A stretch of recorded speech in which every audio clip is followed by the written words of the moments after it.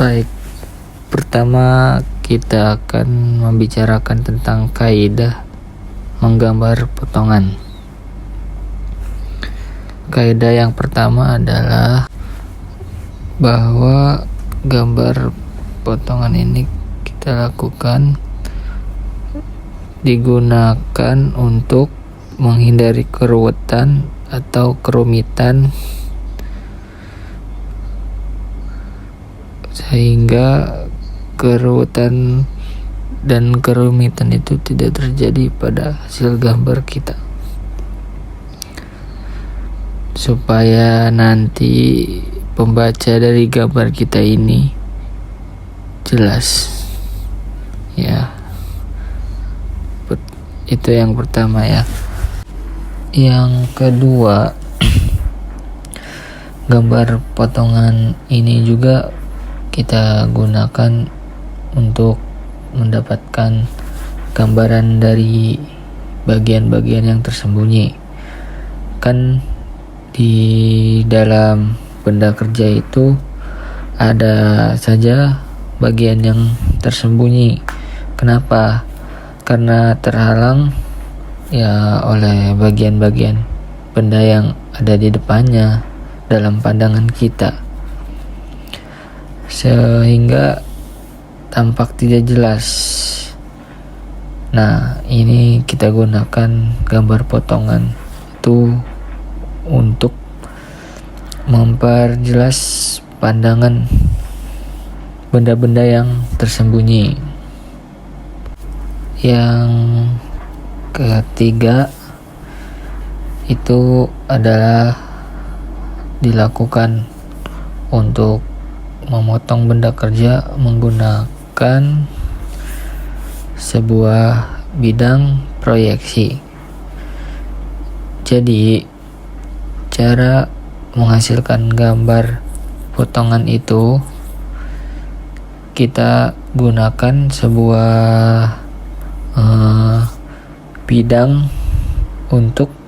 bidang proyeksi untuk kita potongkan kepada benda tersebut. Jadi namanya sering disebut dengan bidang proyeksi. Nah, yang keempat, gambar potongan ini untuk menunjukkan bahwa ini adalah gambar potongan atau tidak, itu digunakan dengan mengarsir penampangnya. Jadi kalau ada penampangnya yang diarsir, maka berarti itu adalah gambar potongan. Jadi cara menyajikan dalam gambar potongan dengan cara mengarsir. Nah, di samping itu contoh-contohnya gambar potongan dari sebuah benda. Jadi ini ada bidang proyeksi untuk memotong.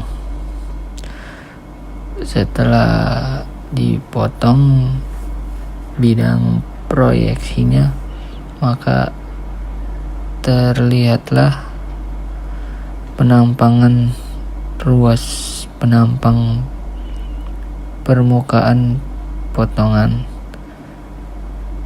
Nah, ini adalah pengujian dalam gambar.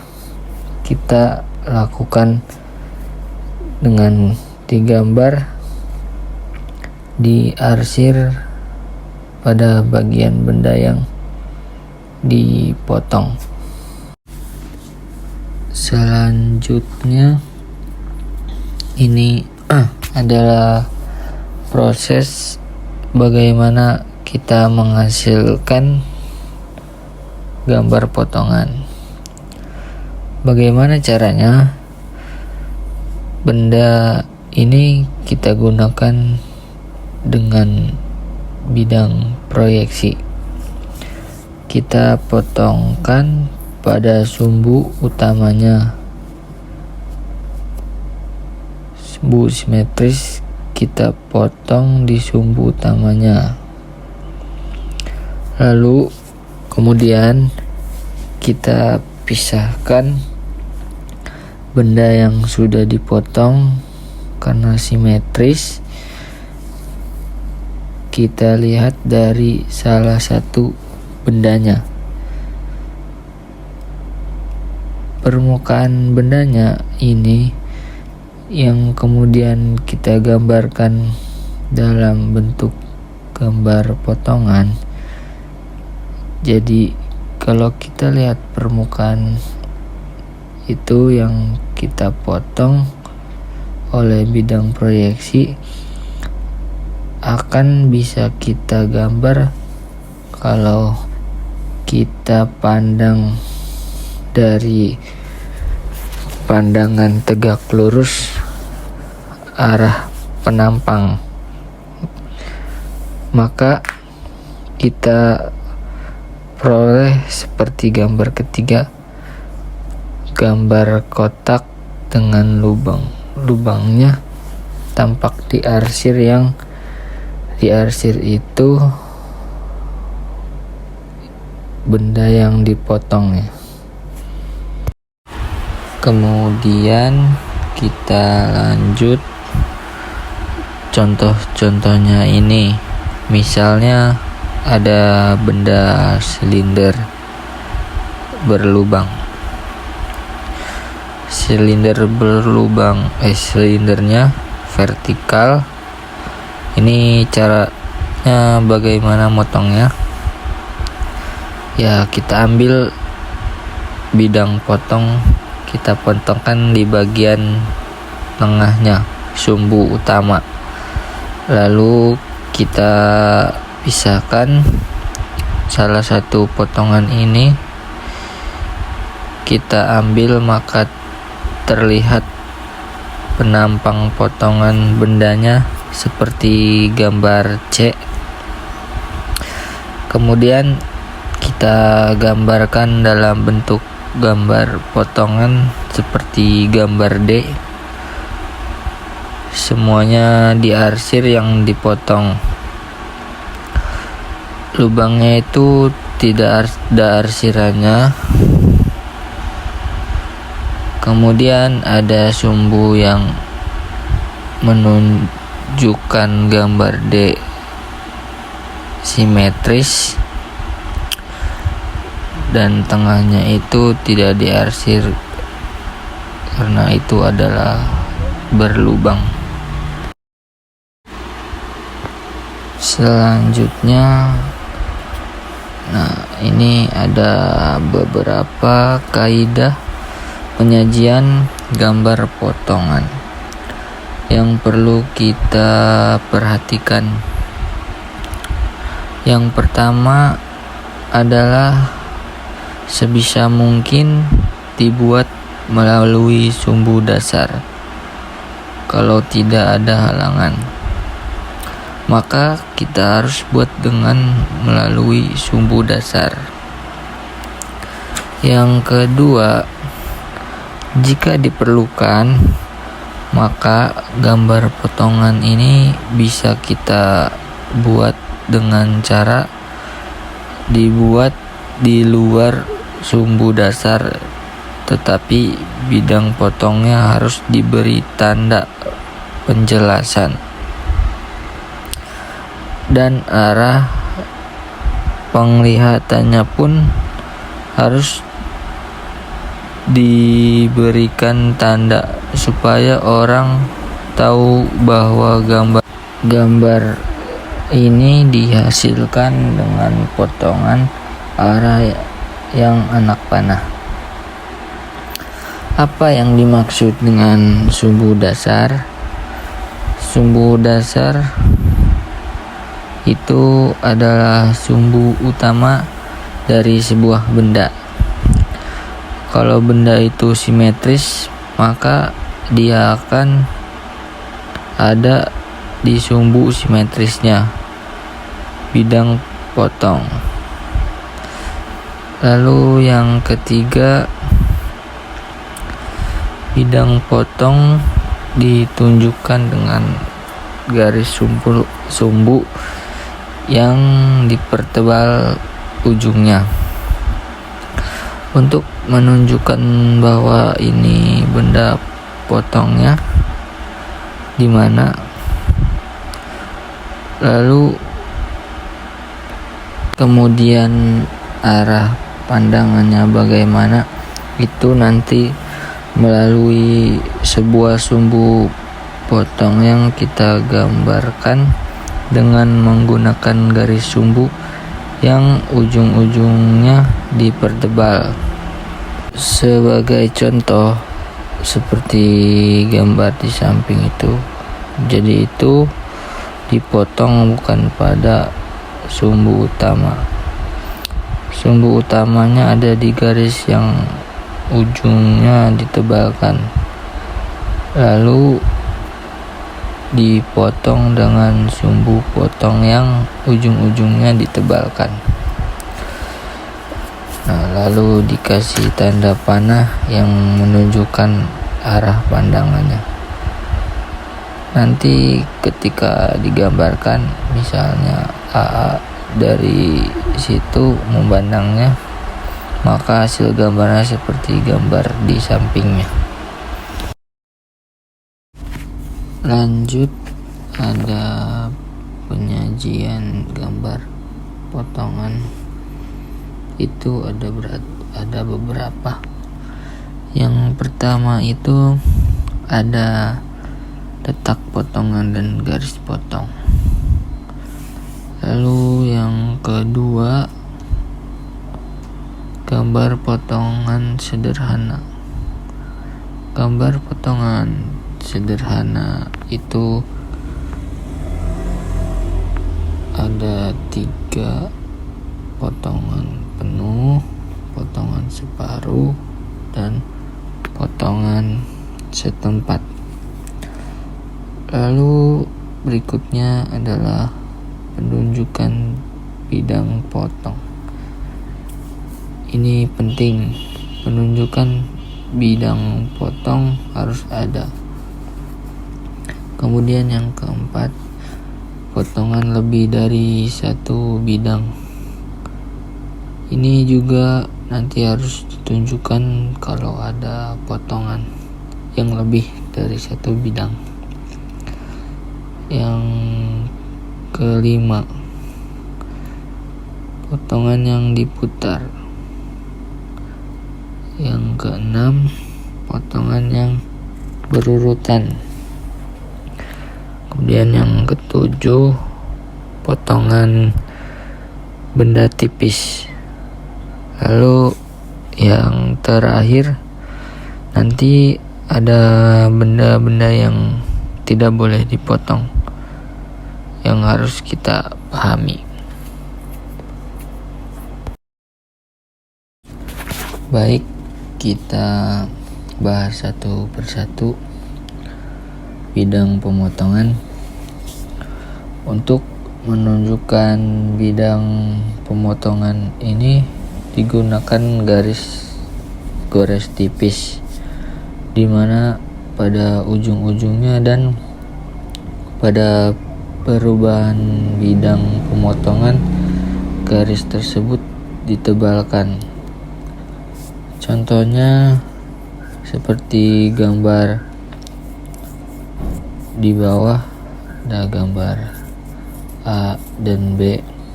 Pada gambar A itu menunjukkan 1 bidang potong yang ditebalkan pada ujung-ujungnya yang membentuk garis lurus ya. Tetapi terlihat di gambar B ada belokan pemotongannya, maka belokan itu dipertebal itu untuk menunjukkan bidang yang dipakai untuk memotongnya. Kita masuk ke contoh-contoh. Yang pertama, gambar potongan melalui sumbu dasar. Ada benda kita potong di sumbu utama, maka hasilnya seperti gambar di bawah.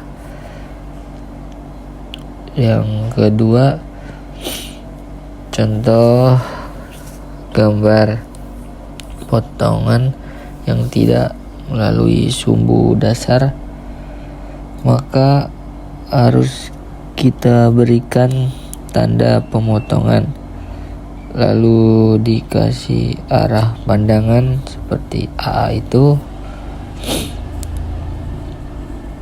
yang ada di gambar tersebut. Kalau yang gambar melalui sumbu dasar tidak perlu, karena kita sudah potong di sumbu utamanya, jadi orang sudah tahu.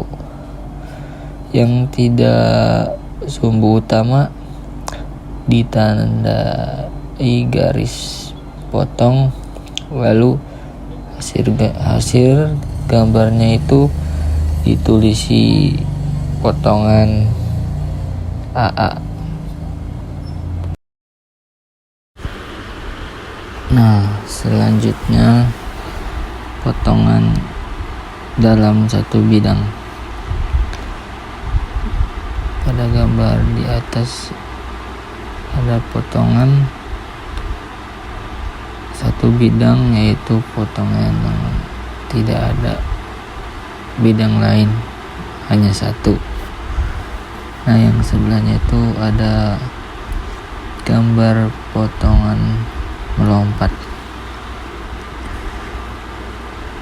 Bidang yang dipotong itu yang diarsir, yang tidak dipotong itu yang utuh ya, yang tidak diarsir.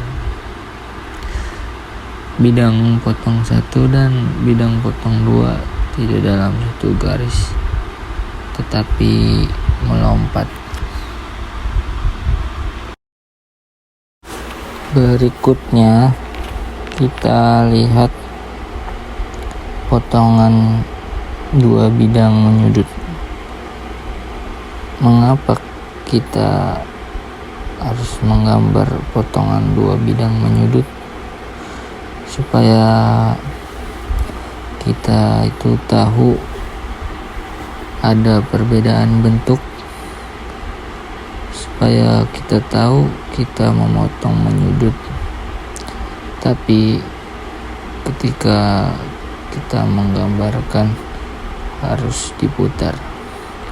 Cara menggambar potongannya itu bidang 2 diputar dulu sampai lurus dengan bidang 1.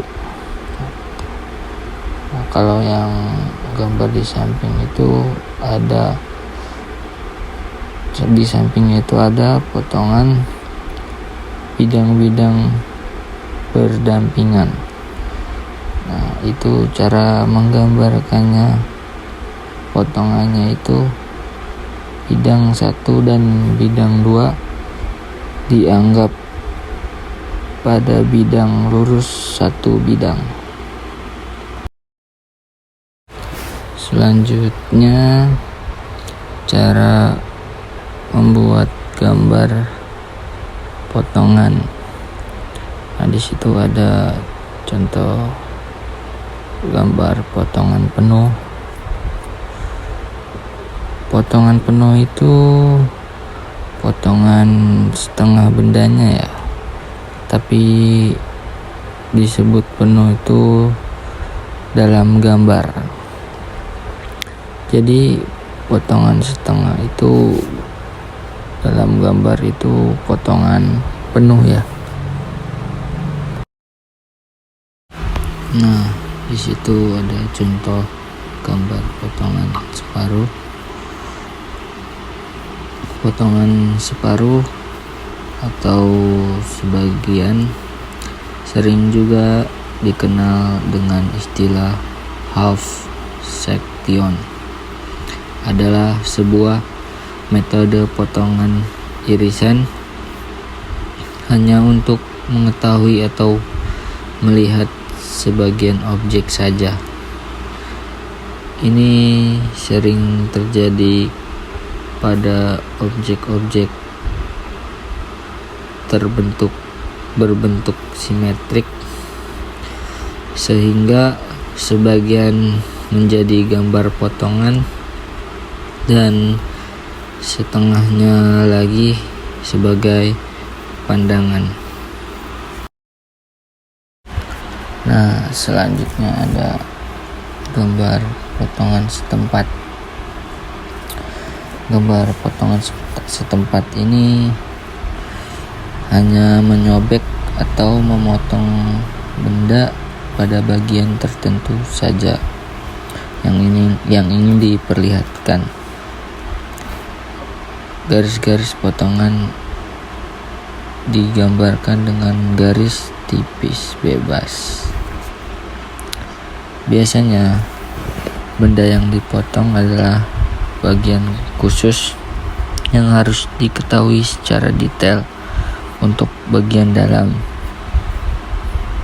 diharapkan dengan potongan setempat dapat mempermudah dalam membaca detail bagian khusus tersebut. Detail bagian khusus tersebut biasanya ada detail yang sangat penting yang apabila terlewatkan maka akan mempengaruhi fungsi dari benda tersebut. Dalam potongan setempat ini, benda seakan-akan disobek untuk melihat detail bagian dalam dari benda tersebut.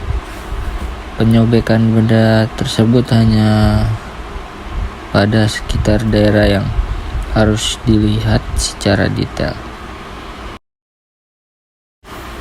Berikutnya ada contoh gambar potongan putar ya.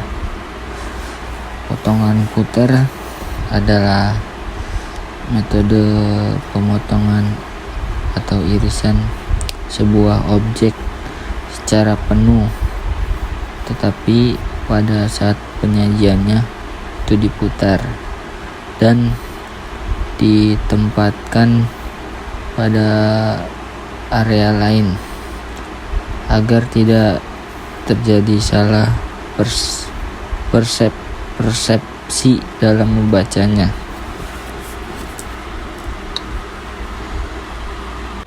Cara membuat potongan diputar. Bagian-bagian benda tertentu seperti ruji, kait, tuas, pena, penguat, dan lain-lain yang tidak boleh dipotong memanjang searah panjang benda dapat dipotong penampangnya lalu diputar.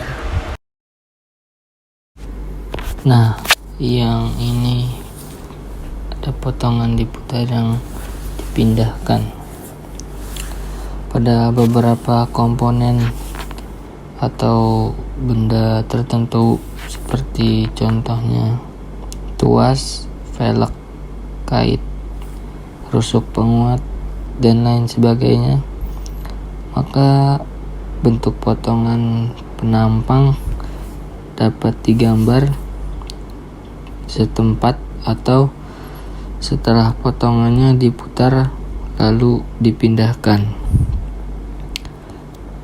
Terdapat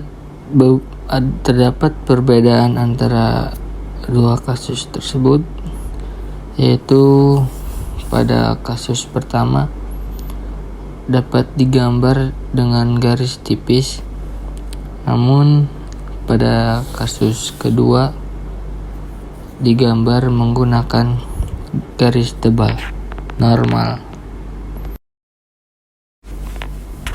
Potongan berurutan. Pada gambar potongan berurutan, tipe pemotongan hampir sama dengan potongan benda yang diputar. Perbedaannya hanya terletak pada proses penggambaran potongannya, yaitu dilakukan pada luar benda. Kemudian potongan-potongan yang dibuat disusun secara berurutan untuk pemberian ukuran dan keperluan lainnya. Sebagai contoh, pada penggambaran pasak bertingkat yang berbeda-beda agar lebih jelas kedudukannya, maka potongannya disusun secara berurutan. Nah, ini ada gambar potongan benda tipis. Potongan benda tipis dapat diterapkan untuk benda-benda tipis.